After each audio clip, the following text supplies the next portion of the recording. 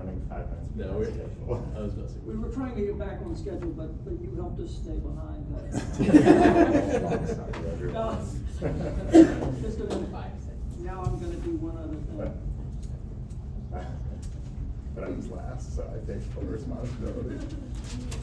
So, at the next break, I'm gonna make reservations for the dinner, so I'm gonna start, put your name on here if you're planning to attend the dinner, so I'll know how many people to make the reservations for. And then just make sure that circulates throughout the whole thing.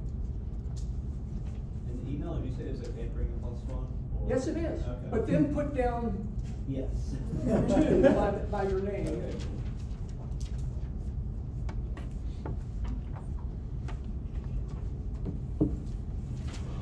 Should we? Who's that? Yeah, we can go ahead. Okay. So the next presenter will be Daniel Capel, and the paper being presented is titled "There is merely statistical knowledge, but we may not punish on its basis." So let's welcome Daniel. Thank you, Bowen, and thank you, everyone. So, statistical sufficiency. Suppose Dashiell gives Nurit a Hanukkah present of a ticket for the Illinois Lottery Mega Millions. Oh boy, Nurit says, thanks so much, Dash. However, underneath her unimpeachable politeness and sincere gratitude for the thought behind Dash's gift, Nurit, a realist at heart, believes she will lose. Nurit, of course, ends up being correct in her belief, for her odds were always 1 in 302.5 million. Did Nurit, however, know that her ticket would lose? It turns out that a lot, philosophically, depends on how we answer this question. If we affirm that Nurit knew she would lose, then we seem to have a paradox. Some combination of numbers will be drawn after all, and there's no reason it could not be Nurit's numbers. However, for example, if we deny that Nurit also knew she would lose, then we invite a pervasive form of skepticism. For example, suppose Nurit also correctly believed that she would meet John for coffee tomorrow to discuss whether the ground's grounding the grounded ground the grounded. But Nurit also correctly believed that she would flake on her meeting with John if she won the lottery, for she would have to go to Chicago to cash in her ticket. If we deny that Nurit knew she would lose the lottery, it seems like we must deny then that she knew she would meet John for coffee, for the meeting was contingent on her losing the lottery. Thus, one not being able to know they will lose the lottery entails that they do not know any event contingent upon losing the lottery. While the latter problem might seem like a limited form of skepticism, Sorry, could you just slow down a little bit? Sure. While the latter problem might seem like a limited form of skepticism, it is actually pervasive in certain contexts like Taiwan, a nation with a government uniform invoices system that makes many plans contingent upon the drawings of lotteries on the 25th of every odd-numbered month. Moreover, the lesson of the lottery threatens to generalize to cases where we need to justify beliefs using statistical evidence. For example, if you correctly believe that your car is parked in the K-lot, but this belief's justification is defeated by your other belief that cars in the K-lot can be stolen, your belief that your car is parked in the K-lot only constitutes knowledge if you can use the statistical evidence that your chances of your car being stolen are exceedingly low as a defeater eater. If you believe that the Yankees will not score 100 runs in their next game because of the exceedingly low odds, your belief constitutes knowledge only if statistical evidence can provide sufficient justification. Some philosophers argue that one may merely know that it's highly likely that Nurit will lose the lottery and will be at the coffee meeting, but that's an illusion that one may know these facts outright.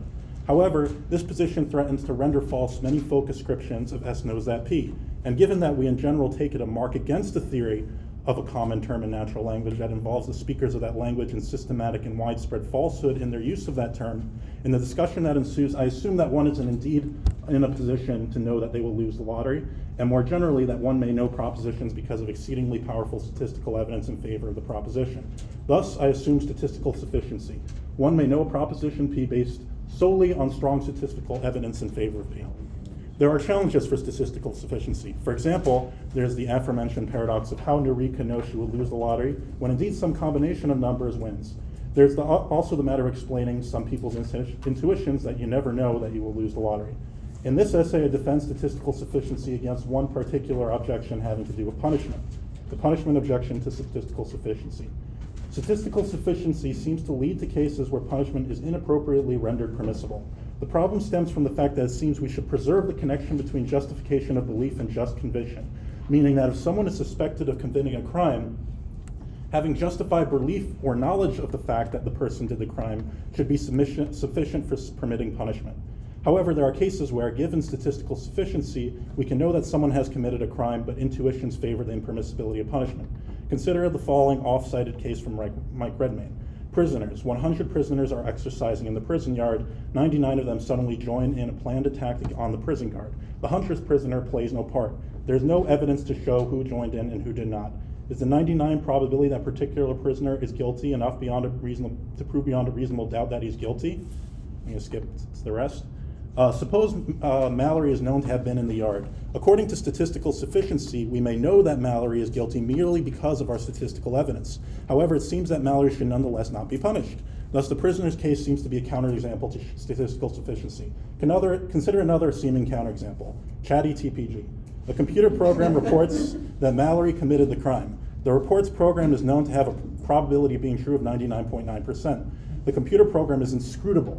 We don't know the reasoning or evidence it used to arrive at its conclusion. It seems we should not punish Mallory merely based on the report of chatty TPG. Some bite the bullet here and argue that we should convict based on merely such high probability statistical evidence. It would be nice, however, if statistical sufficientists can avoid such bullet biting. I will argue that we should not punish in cases like prisoners and chatty TPG, that though we should not, they are still not legitimate counterexamples for statistical sufficiency.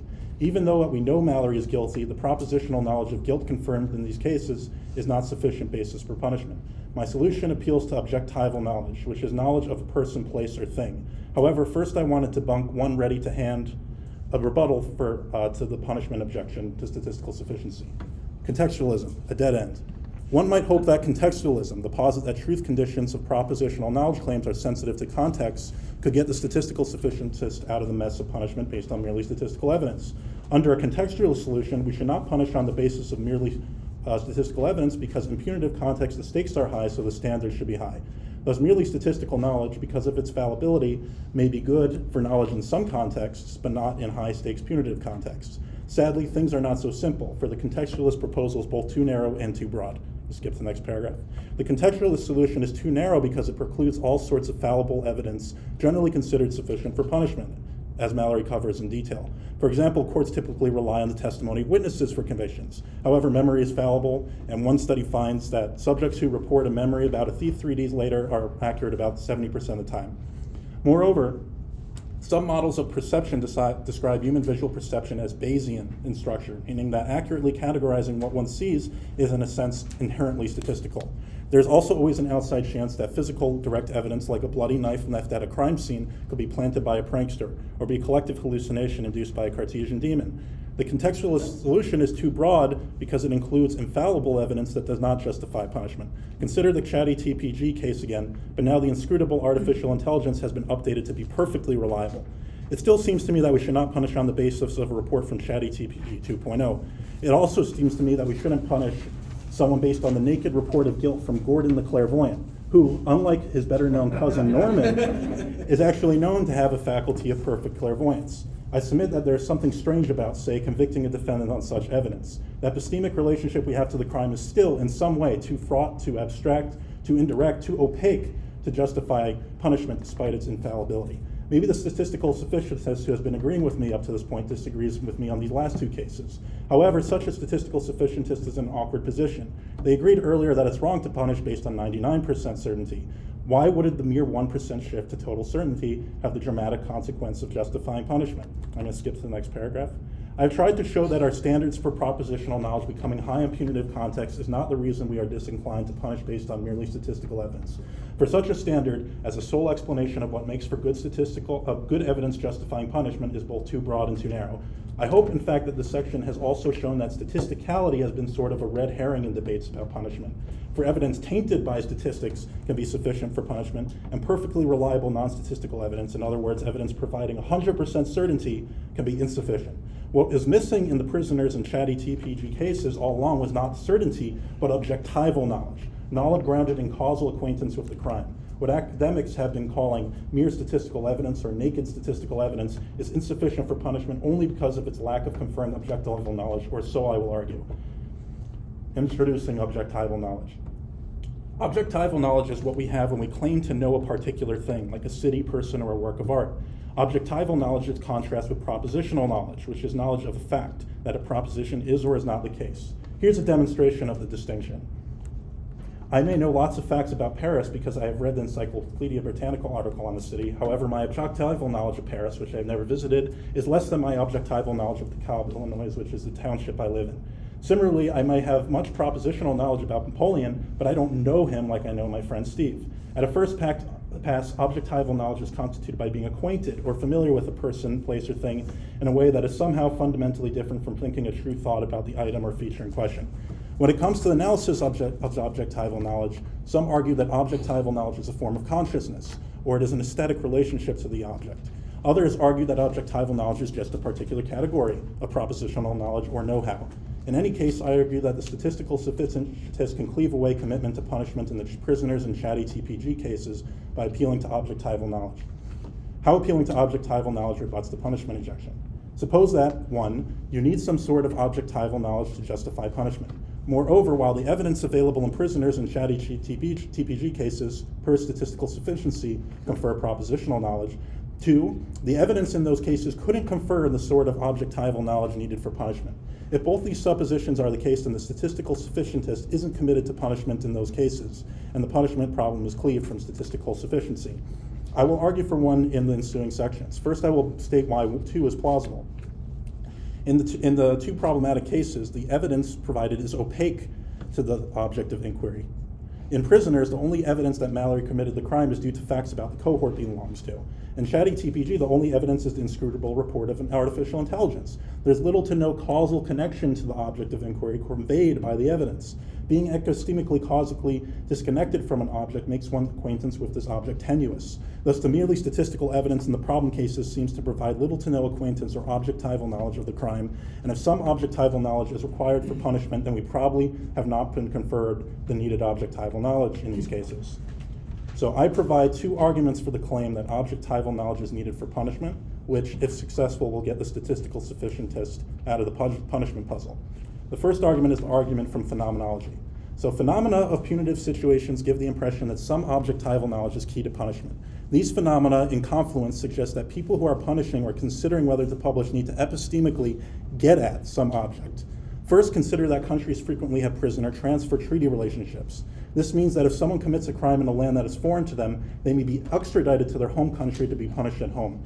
According to the United States Department of Justice, these programs were adopted by the United States in part because there was a fundamental belief in the rehabilitative prospects of a prisoner were strongest if the prisoner was located near his home where he could be close to family and friends. However, another plausible reason is for such programs is that the country is more justified in punishing its own nationals than other people. This justification is plausible partly because the people of the home nation are more primed to be acquainted with the prisoner and may be presumed to be able to develop objectival knowledge of them.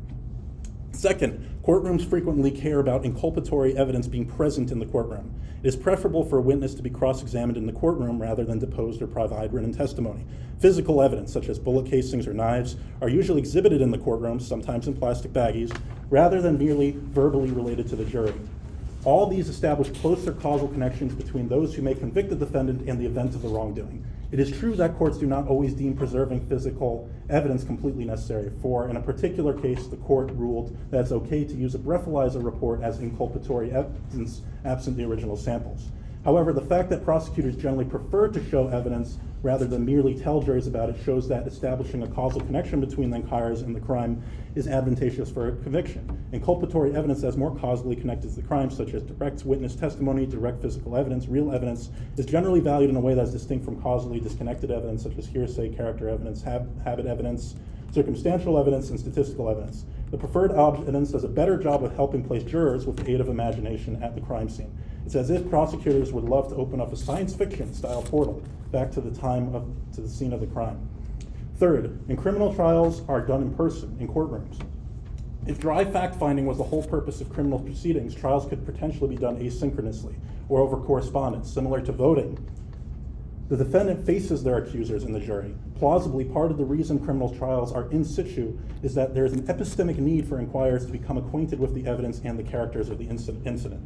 If one is convicted in one's own country, they are convicted by a jury of their peers, who may be presumed to be primed to be familiar with another fellow citizen.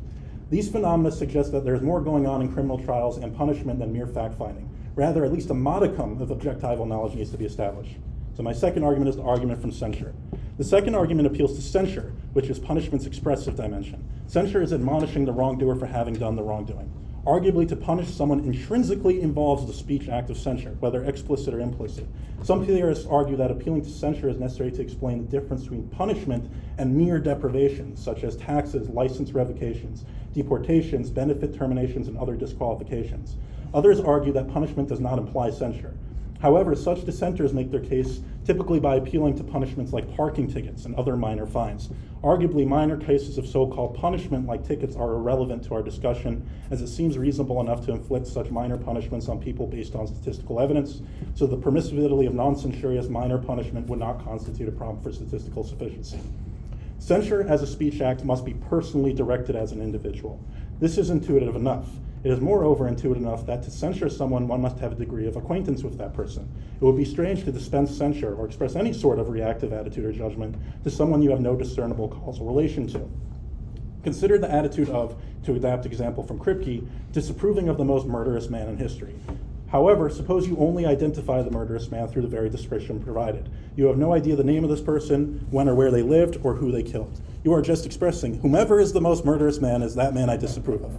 There seems to be something fundamentally strange about having this attitude, but it couldn't be because it's wrong to disapprove of murderers.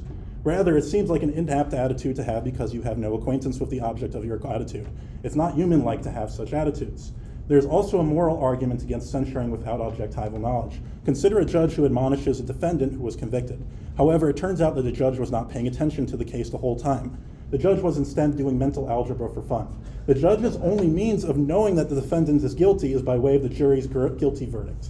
It seems that there's something immorally defective about the judge's censure. Though the judge probably knows the defendant is guilty because the jury told him, the judge lacks some sort of acquaintance with the defendant in the case, acquaintance needed for the judge's censure to be authentic. Let's say the mathematician judge censures the convict as follows. You are wrong for murdering and should be ashamed. Because the judge has little acquaintance with the defendant or the case, this censure must be interpreted totally depersonalized. Their statement is thus paraphrasable to the following. It is wrong to murder and one should be ashamed for doing it, the one in this case happening to be you. The judge expresses what is, in essence, a general moral sentiment. However, there is what one may call a Kantian reason against doling out a punishment to a particular individual when this punishment expresses merely a general moral sentiment. Such punishment is using the punishee and their inflicted suffering as a mere means, as an example or implement for promoting some grand moral principle, in this case the principle that murder is wrong. We cannot justify harming a person with the goal of expressing our commitment to a moral principle, especially when we can express the commitment to the principle without punishing. While the absent-minded judge case might not be a moral disaster, we can imagine a case where the guilty is punished without anyone having any objectival knowledge at all. Suppose I can press a magic button that reads, pressing this button will punish a thief somewhere. It seems wrong to press this button. Given that punishments seem themselves to be acts of censure, and justifiable censure requires objectival knowledge, punishment can only be permissible if it is doled out on the basis of some sort of objectival knowledge. Objections. If objectival knowledge is necessary for punishment, as I have intended to show with the arguments from phenomenology and censure, punishment is impermissible in the prisoners and chatty TPG cases, even given statistical sufficiency. Statistical sufficiency thus avoids perhaps its most practically pressing problem. Let's consider objections to my thesis. One objection, due to Julien Dutan's impersonal correspondence, presses on the specificity of the objectival knowledge for punishment. Is it enough to merely know the punisher at all? This standard would be too low, since such a general objectival knowledge can be established by merely meeting the defendant at a bar or watching them during criminal proceedings. In response, I think that the sort of objectival knowledge needed is objectival knowledge of the wrongdoer in the capacity of their wrongdoing. Objectival knowledge of the wrongdoing is a sort of epistemic attainment that is relevant to punishing someone, since the punishment is in response to this wrongdoing. A wrongdoer in the capacity of the wrongdoing can be metaphysically analyzed in several ways. A certain token property of the wrongdoer through a certain mode of presentation, or a certain wrongdoing segment of the space-time worm that is the wrongdoer.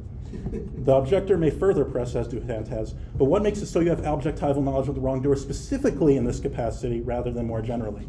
I don't have a perfect answer to this question, but I think it's intuitive enough that we can be acquainted with someone in particular capacities. For example, one can be acquainted with Mylon Engel Jr. in his capacity as a philosophy instructor or a vegan activist, but not in his capacity as a family member. It seems, in fact, that I can be acquainted with someone in very specific capacities. It seems to me I could be familiar with Derek Parfit as a consequentialist, but not as a non-utilitarian. It seems that if I had been at Rice University at the specific date, I would have had objectival knowledge of John F. Kennedy in the capacity of his giving his Go to the Moon speech, which I would not have had otherwise. The phenomenon of people being able to be known in very specific capacities is demonstrated by the fact that people will feel lonely or estranged from their friends or families after undergoing profound experiences alone, such as travel nursing during the COVID-19 pandemic. After such an experience, there's a new part of the person that their friends and family don't know yet. A third and final objection, also due to detente, regards whether the need for objectival knowledge inappropriately bars conviction based on the process of elimination. For example, suppose there are 5 people suspected of doing a crime. We discover that Alice cannot be the wrongdoer, nor Bob, Charlie, David, so it must be Einstein. It seems that in such cases we are justified in punishing, but it's not clear that our evidence establishes a causal connection to the wrongdoer in their capacity of wrongdoing. I beg to differ about the last clause. Typically, when the process of elimination is helped along, it's because we find some sort of evidence with a causal connection to the wrongdoing. For example, the process of elimination is helped because a witness testifies that the perpetrator had green hair, which rules out Bob and David. We discover blood-soaked boot prints, but Alice and Charlie have no boots, so it must be Einstein. We arrived at indicting Einstein through the process of elimination, but this process wasn't opaque. It intrinsically evolved evidence that provided some objectival knowledge of Einstein's wrongdoing.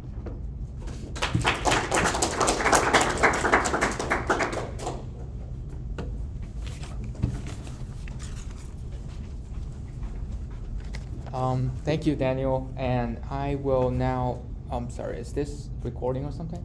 Yeah, I can shut that off if you like. Oh, no, it's okay. So I will now give comments to Daniel's paper. So there's merely statistical knowledge, but we may not punish on its basis. Daniel Capel defends the notion of statistical sufficiency from the punishment objection. Statistical sufficiency is the view that one may know a proposition P based solely on strong statistical evidence in favor of P. According to the punishment objection, statistical sufficiency is untenable because it entails that we can know someone has committed a crime and is hence punishable, even though our moral intuition favored the impermissibility of the punishment. Daniel presents 2 cases to illustrate this objection, namely the prisoner's case and the Chetty TPG case.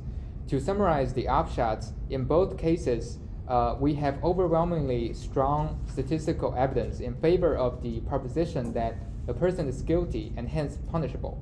However, in both cases, we are morally inclined to withhold punishment on the allegedly guilty person simply on the basis of such strong statistical evidence. In defense of statistical sufficiency from the punishment objection, Daniel argues that although, quote, although we should not punish in cases like prisoners and Chetty TPG, they are still not legitimate counterexamples for statistical sufficiency, end of quote. The reason for this is because Daniel contends we may not punish people on the basis of merely statistical evidence, for punishment requires objectival knowledge, which are knowledge about objects such as a city, a house, a person, etc., that we can obtain through acquaintance or direct familiarization. But statistical sufficiency is not capable of conferring objectival knowledge, but only propositional knowledge. Given this, statistical sufficiency is altogether silent on the matter of prescribing or withholding punishments, thereby sidestepping the punishment objection. The central premise in Daniel's argument is the second premise, namely the proposition that proposition requires objectival knowledge. Daniel devises 2 arguments in support of this premise. In the first argument from phenomenology, Daniel draws insights from the current legal practices. The fact that objectival knowledge, such as direct witness testimony and physical evidence, are valued over non-objectival knowledge, such as hearsay, character evidence, and statistical evidence, in the judicial prescription of punishment, indicates that objectival knowledge is required for punishment, at least in legal context. In the second argument from censure, Daniel contends that one can justifiably censure an individual only if one has a degree of acquaintance with that individual and the individual's wrongdoings. Using an example from Kripke Daniel argues that it is not a human-like attitude to censure someone with whom one is not at all familiar, as in, whoever is the most murderous man, it is that man that I disapprove of. As such, since punishment is a form of censure and one cannot justifiably censure an individual without objectival knowledge about that individual and their wrongdoings, it follows that punishment requires objectival knowledge. Daniel's arguments are rich in content and thought-provoking. In the interest of time, I will omit the numerous detailed and trivial thoughts that I have about the paper, and I will focus on presenting one more substantive comment regarding the prisoners and the chatty TPG cases. So in the first half of the paper, Daniel introduces these two cases as an illustration of the punishment objection. However, these two cases seem to have dropped out of focus in the latter half of the paper. My concern here is twofold. First, I wonder if dropping these two cases out of focus might constitute an uncharitable treatment of the punishment objection. After all, the punishment objection is formulated on these two cases to begin with. Given this, I think it is reasonable to demand on behalf of proponents of the punishment objection that Daniel flesh out just exactly how the various considerations surveyed in the second half of the paper engages and ultimately dispenses with the punishment objection. Second, and relatedly, I think Daniel's project might face some potential problems once Daniel embarks on this more charitable treatment of the punishment objection. One problem that I can see is the following. It seems to me that Daniel has lumped together the prisoner's case and the chatty TPG case throughout the course of this paper, while in fact these two cases can come apart in light of the following crucial difference. Whereas the chatty TPG case involves justifying a punitive decision based on artificial intelligence, the prisoner case does not. Specifically, I suspect that the involvement of AI plays an important role and adds complications to the assessment of moral permissibilities of punishments. So let's consider a modified version called the chatty TPG 3.0. So in this case, the AI program is capable of taking all sorts of objectival knowledge into account and making punitive decisions that are 100% accurate. In such a situation, even though we have taken all the necessary objectival knowledge into consideration, I think it is still intuitive, at least for me, to think that it is not morally permissible to punish the defendant on the basis of chatty TPG 3.0. If my intuition here is correct, then it seems that it's not the objectival knowledge, but rather the AI-generated statistical evidence that is playing the most essential role in our assessment of the moral impermissibility of punishing people based on statistical sufficiency. In any case, I think the foregoing considerations, which have been briefly touched on by Daniel on page 6 of the paper, might be of interest to Daniel's project, and I look forward to seeing future development of this work. Thank you.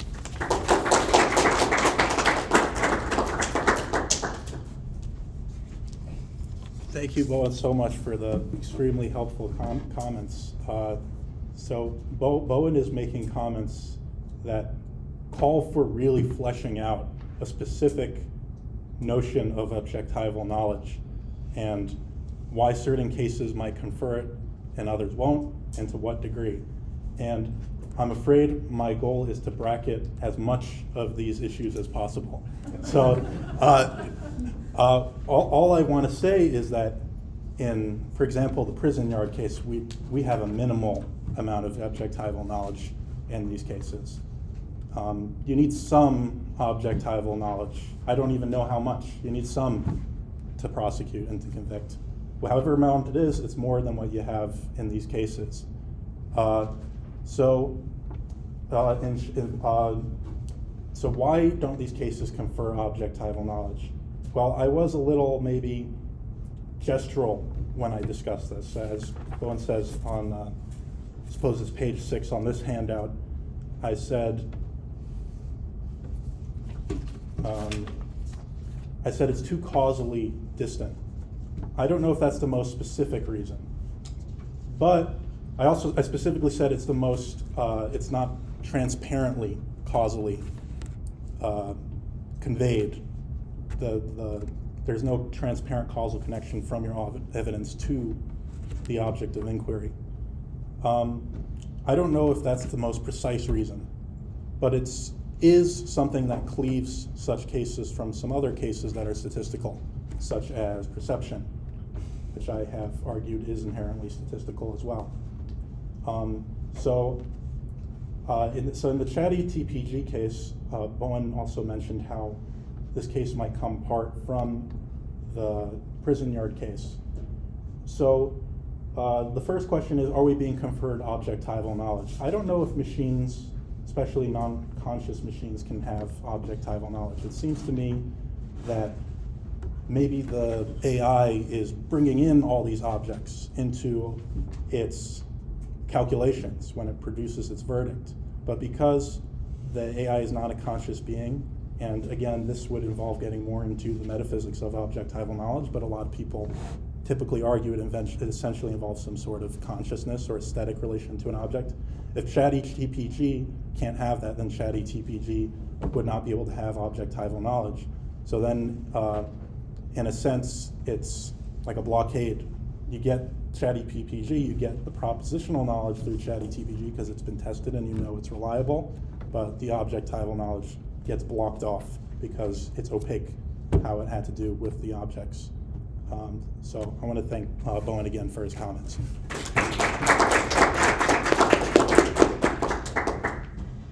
John? Thank you first for your paper. I think it's really interesting.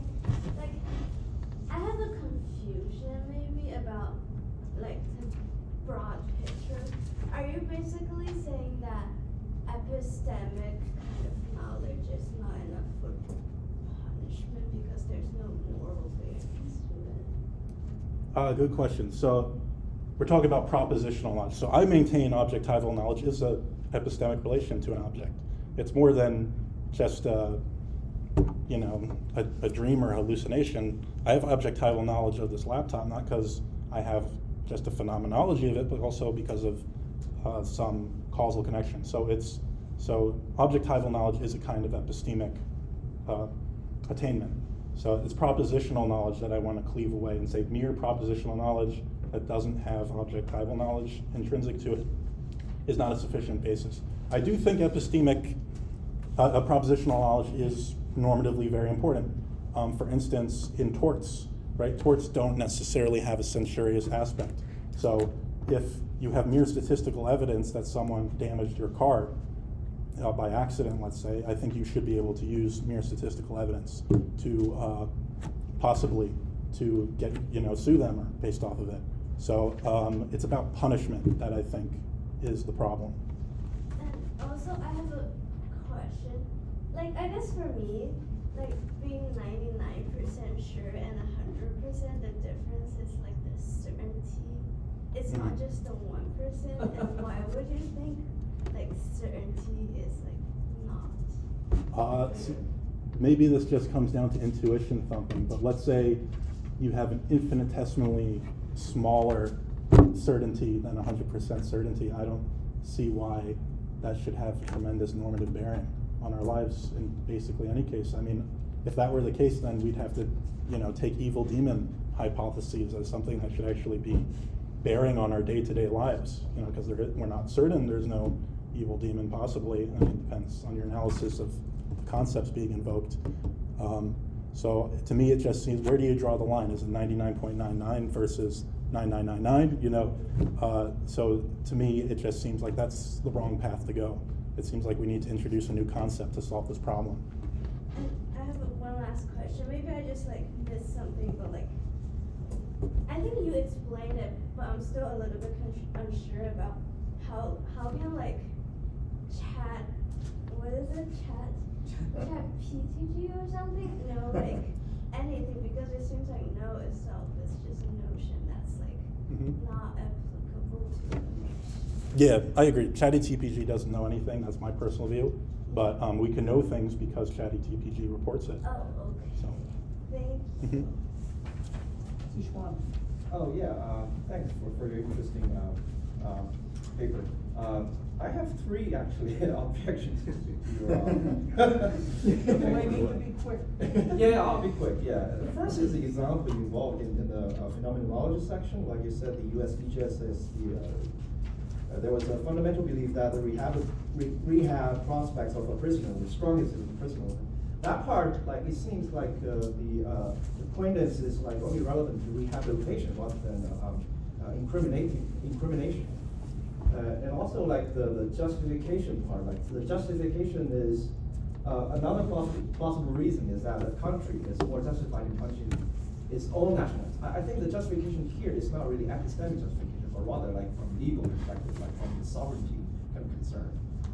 Second is like, I just want to bring to your attention that I recently saw like 48 Hours, like by CBS, like there's like a loner dentist who slaughtered like, who killed his only friend, and there's no acquaintance at all, like of the case, like it's so self-enclosed, and you know, what the all the important pieces of evidence are either like his Google search records or like the footage of the video.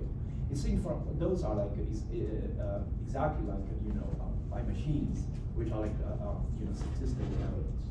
And three, like it feels like I treat like ChatGPTs or large language models like providing testimonial evidence.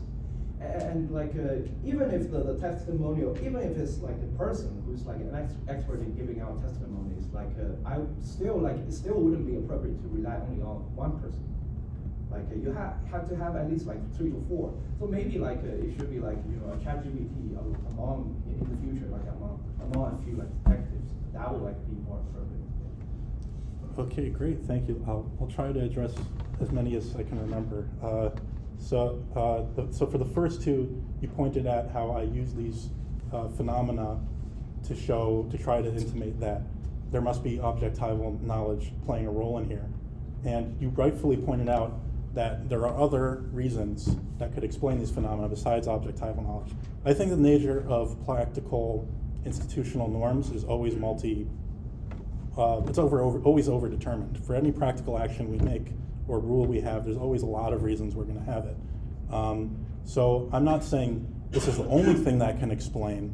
Objectival knowledge is the only thing that would explain these norms. That's why I mentioned these other explanations. I'm just saying, look, objectival knowledge seems to fit in all these things. It would provide extra justification, extra explanation of why we have these. It's like a piece that fits the phenomena very well.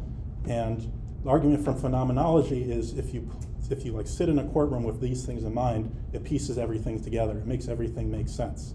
So though I agree with your points on the 2 points you made about the U.S. Department of Justice's reason and the thing about moral justification for punishing your own. And I also think that the second point there, objectival knowledge might be playing a role. So your second point was CCTV footage and internet. So what is the digital world? David Chalmers thinks there's virtual events, right? He has the most extreme view of this. But I don't know. Has anyone ever played RuneScape? In 2007, there was an event in RuneScape called the Falador Massacre. So things can happen on computers, right? And people, think of a pen pal, right? You can have a pen pal in somewhere across the world that you're acquainted with because you have an email chain going back and forth. I had friends who did French correspondence in college, and they made friends this way by email.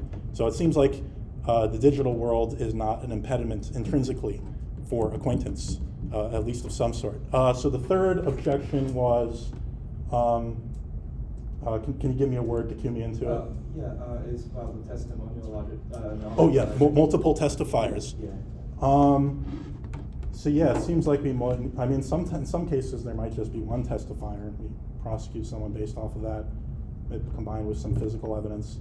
But if ChatGPT is 99% reliable, and you think propositional knowledge is sufficient for conviction, I don't see why their opinion, quote unquote, wouldn't be sufficient.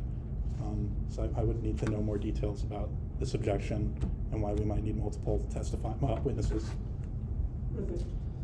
Yeah, so I'm just offering this to get some clarification and review here. I'm wondering how you would treat DNA evidence, say in like cold cases. So we see like the ancestor of somebody who committed a crime. They want to see their genetic makeup or whatever, and so we get a hit that this person who is say like a culprit for some of the crime so many years ago has like this percentage of genetic match in this person. So we use this evidence to finally bust the case wide open. We say we finally have enough to charge this specific person, so on and so forth. How is that supposed to, like, where does that fit into this distinction between inculpatory evidence and causally disconnected evidence? Great, you're gonna hate my answer, and my answer is I have no idea. So it seems like DNA is more than merely statistical evidence, like the cohort evidence of prisoners, right? It seems to provide some objectival cause to the scene of the crime, right? They found DNA evidence of the crime, and now we've used statistics to match a new sample with the old sample. So you have some causal connection, but it's also statistical because DNA is accurate, let's say 98% of the time. So I have no idea how we should treat this. I think this is something that needs to be solved practically and democratically. There might be an element of relativism. How sure do we want our statistical evidence to be? Does it depend on the severity of the crime? How much objectival knowledge do we need? I don't know. It's more. What my thesis is, we need more objectival knowledge than we get in the prisoner yard case, in the chatty TPG cases. I don't know how much we need, but it's more than that.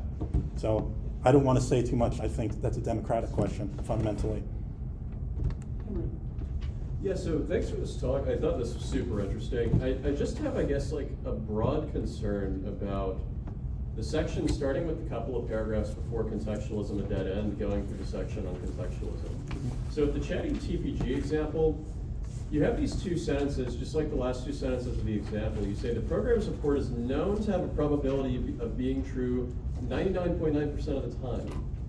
And then you say the computer program is inscrutable. We don't know the reasoning or evidence it used to arrive at its conclusion. So concern number one, how do we know that the program, has a probability of being true 99.9% of the time if we don't know the reasoning or evidence it used to arrive at its conclusion? Maybe we're just talking about like, chatty TPG says this person's guilty, like, somehow we found out the person's guilty.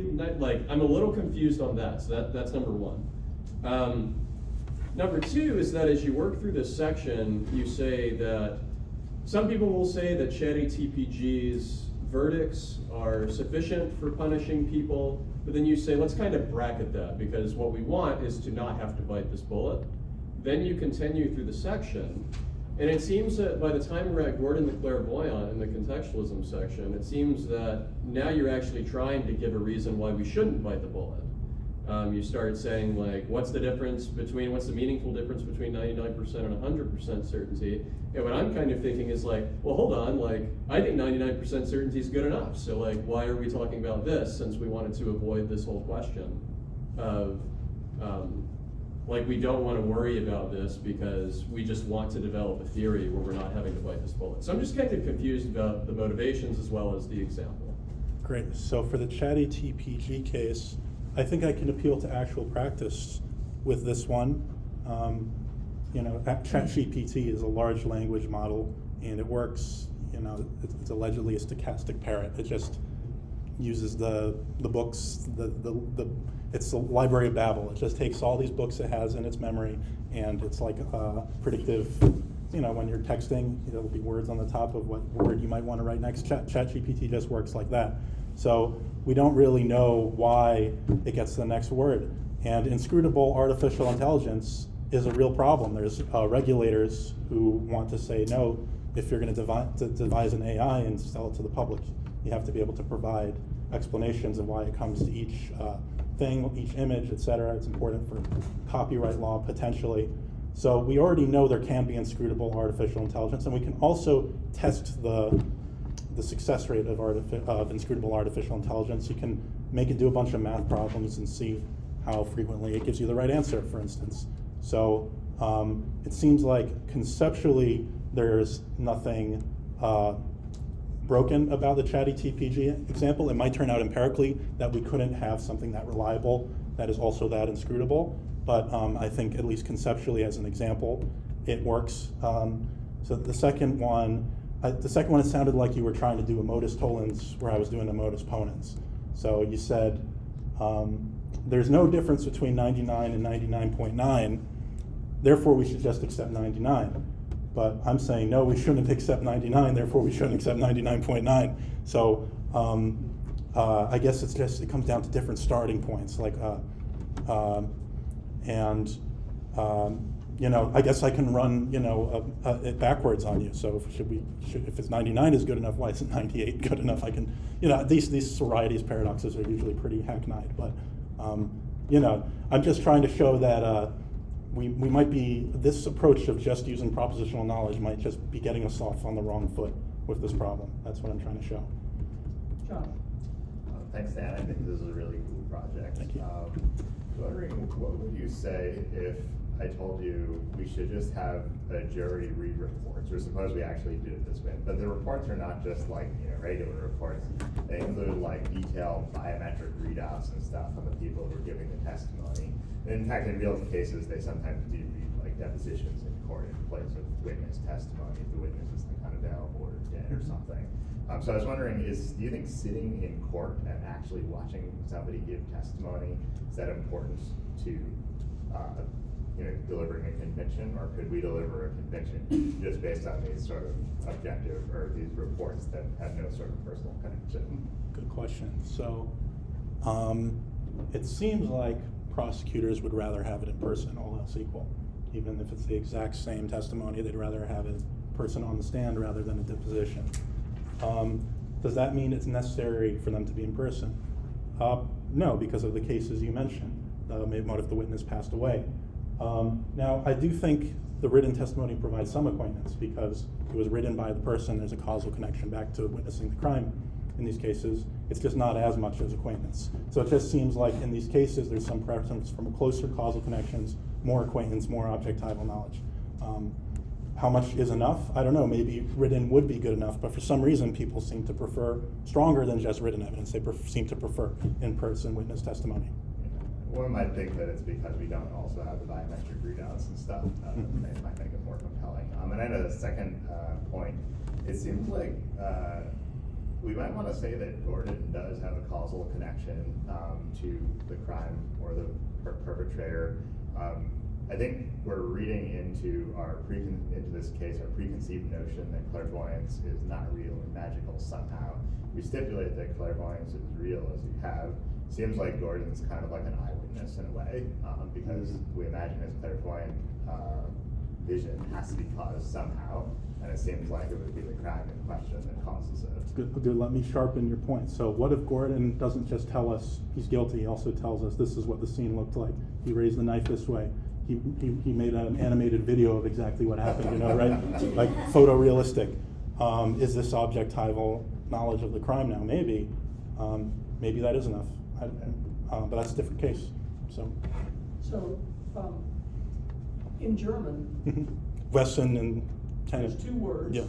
two complete distinct notions, Kennen and Wissen. And I'm curious whether German jurisprudence requires Kennen. I suspect it doesn't. I suspect Kennen wouldn't even be admissible.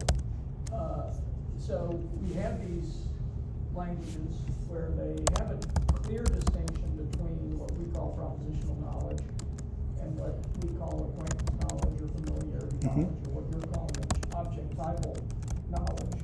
It also would be of interest whether in our own jurisprudence system in the US, acquaintance knowledge is considered required when you're making that claim. Now, so I think what Dana Nelkin would say is you're absolutely right that there has to be a causal connection. That's the problem with statistical evidence. there's no causal connection, Nelkin's gonna say, you gotta have that causal connection for run-of-the-mill propositional knowledge, as opposed to what you're calling objectival knowledge. So why, I guess, like, how do you resolve that debate? So here's she saying, you're absolutely right, you gotta have the causal connection, but that's what's required for propositional knowledge. So you're right about what's required to punish, causal connection, but that just counts against having propositional knowledge. Excellent. So first I want to address languages where there's separate words for that roughly correspond to knowledge by acquaintance versus propositional knowledge. So in the leading German dictionary Duden, so the entries for kennen and wissen actually interdefine these terms.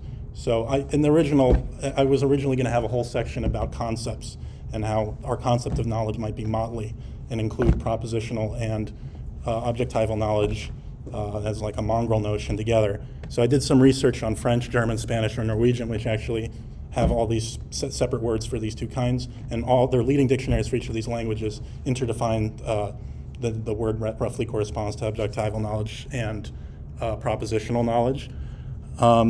And also think about how many words in English where there are distinct words for similar concepts. So libel versus slander, amount versus number, convince versus persuade, all these words actually have different meanings, but conceptually we tend to conflate them. So even in languages where there might be different words for the two phenomenon, the users of these languages might be conflating the notions. So when the German court says you need wissen to convict the guy, they might be sneaking a little bit of kennen in there.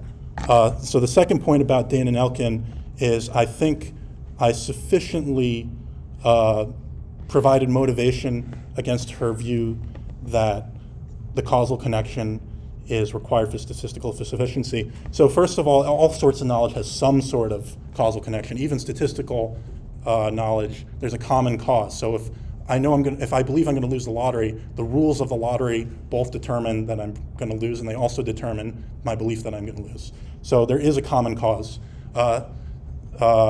Second of all, I think I sufficiently motivated rejecting Nelkin's view because of the Harman cases, show that her view leads to a skeptical quandary. Okay, we're gonna have to leave it there. Thank you.